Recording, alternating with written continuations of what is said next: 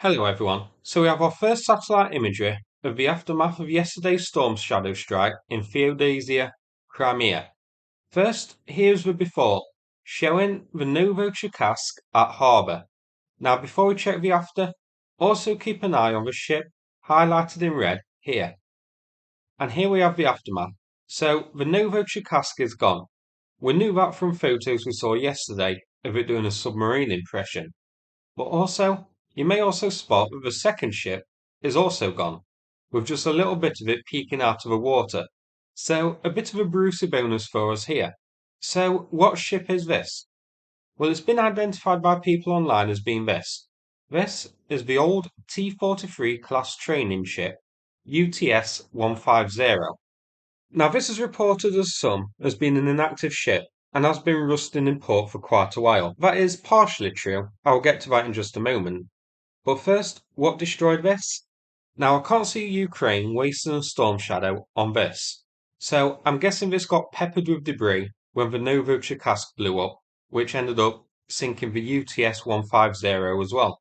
Now, is this an active ship or not?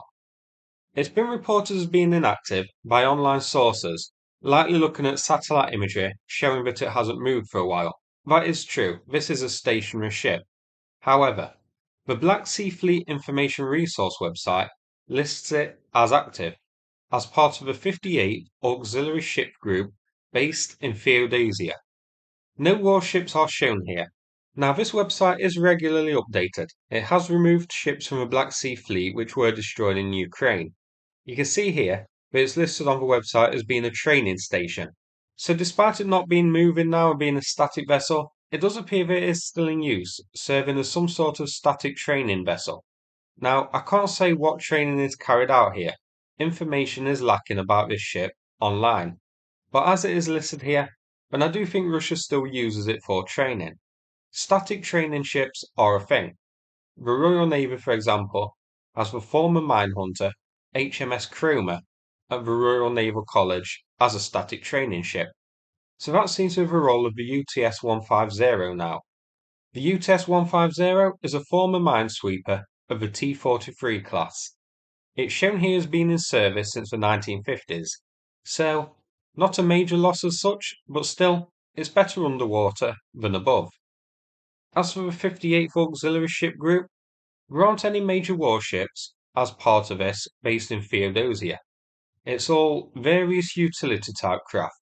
Interestingly, there are 3 ships listed as trial ships. These are used for testing torpedoes. You can also see TL-278 there, which is a torpedo retriever. So maybe the training role of UTS 150 is related to these torpedo trials. Now, there may be a third, much smaller vessel which also vanished during this strike. Check out this image here. You can see a small object berthed next to the PMR-71 floating workshop. This PMR-71 is used for minor repairs and maintenance. This little craft shows up a bit better on this image here by MT Anderson, and also this image here by Mark Krutov on Twitter. I'm not sure what craft this is, but it seems to be here regularly. Some sort of small utility boat or maybe a small tug, but if you check the aftermath, it looks like it may have gone. There's a small object to the left which may be this, having drifted away from its moorings perhaps, or maybe it just may not have been present at the time of attack. But I thought I'd mention it just in case, as there's a chance that a third small craft also disappeared during the storm shadow strike. Now, this isn't all that I have for you. Here is the before again. This time, check the warehouse highlighted. So, Storm Shadow Copperfield managed to make that disappear too, as you can see here on the aftermath. I did wonder if this warehouse going up may have accounted for the massive ammo detonation that we saw, with the artillery rounds or the rumoured shaheads stored in here. But I think the big blast came from inside the ship, as shrapnel from the ship flew many hundreds of meters. We have photos of that shared yesterday. So, one Ropucha-class landing craft, one static training station, and a warehouse that may have been full of ammo of some sort, not to mention whatever the ship was carrying, which is rumoured to be shaheads. Not too bad for a day's work. So that's it for this video. Now, before we finish, another fundraising request here from OSTAB. who we've raised money for in the past.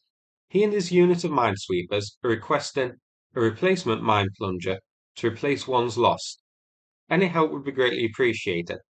He requests it go to my PayPal first, and then I will pass it on to him later on. Thanks very much for watching, and take care, everyone.